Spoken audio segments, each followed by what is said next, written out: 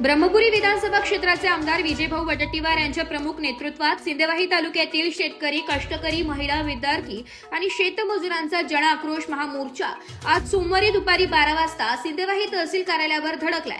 मोर्चाची सुरुवात नवीन bus stand जवळील जनसंपर्क कार्यालयापासून झाली आहे। शेतकऱ्यांच्या 10 प्रमुख मागण्या आहेत। धान बोनस द्या, कर्जमाफी द्या, स्मार्ट मीटर हटवा, गोसी खुर्दचे पाणी बारमाही द्या, ओबीसी जनगणना करा, श्रावणबाळचे 6 महिन्यांचे मानधन द्या, खताचे दर कमी करा, घरकुलचे पैसे द्या। मागण्या मान्य न झाल्यास तीव्र आंदोलनाचा इशारा विजयभाऊंनी दिलाय।